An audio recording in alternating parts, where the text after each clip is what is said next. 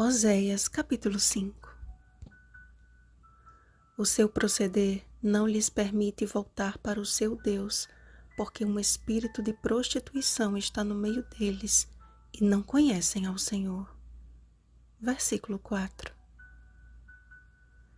Uma dura repreensão foi dirigida aos sacerdotes e líderes do povo. Sobre estes pesava a grande responsabilidade de liderar a nação sob o governo divino. Contudo, desconsiderando os princípios exigidos pela lei, se afundaram na prática de excessos através de uma liderança permissiva e licenciosa. Começando pelos sacerdotes, príncipes e principais autoridades do povo, o Senhor derramaria o seu juízo. Eu castigarei a todos eles.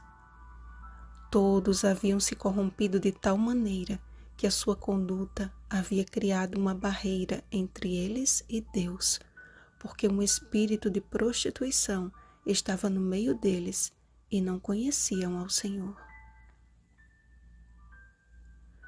Um sentimento de grandeza e superioridade agia em direta oposição à santidade e simplicidade que deveriam manifestar. Israel tornou-se uma nação arrogante, tomando para si os louros da verdade que eles mesmos desprezavam e desconheciam.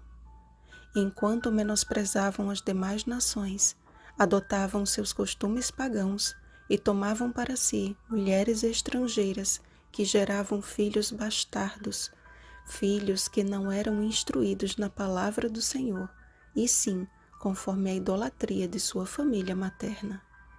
O toque da trombeta era um claro aviso de que o dia do castigo viria, e porque foi do seu agrado andar após a vaidade, não haveria livramento.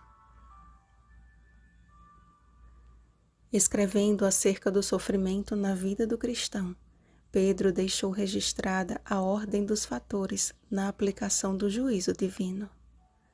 Porque a ocasião de começar o juízo pela casa de Deus é chegada. 1 Pedro capítulo 4, versículo 17.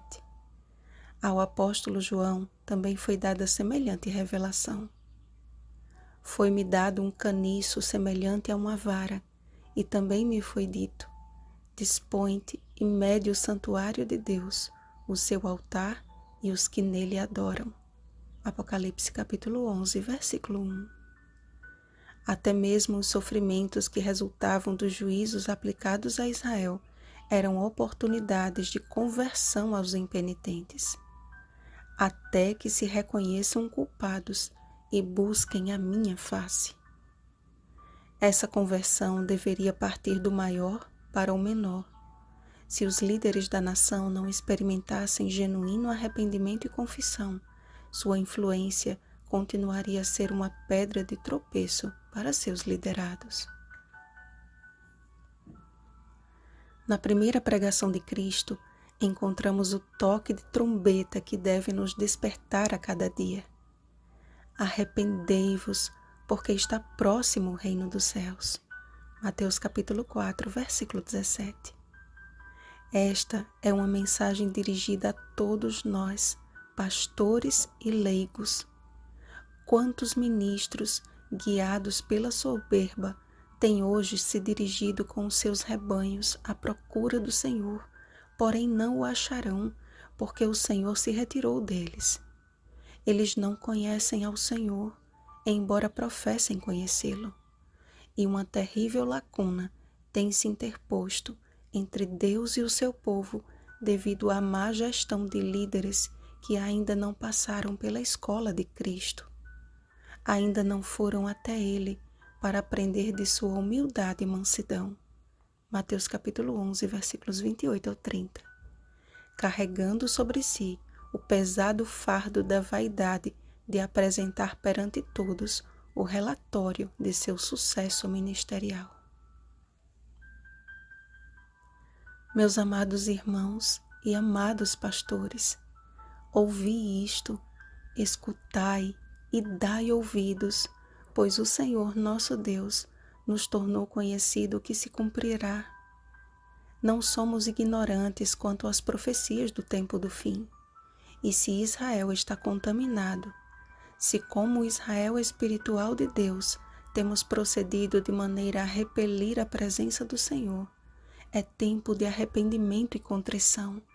É tempo de confessarmos os nossos pecados e buscarmos um verdadeiro reavivamento do Espírito.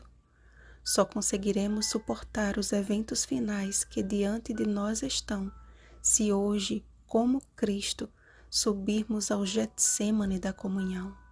Mateus capítulo 26, versículo 36. Portanto, todos, ministros do Evangelho e membros, vigiemos e oremos. Bom dia, Israel de Deus. 10 dias de oração, 8º dia. Oremos para que Deus motive a nossa família a compartilhar o Evangelho e apoiar os ministérios da Igreja. Oremos por nossos familiares. Rosana Garcia Barros.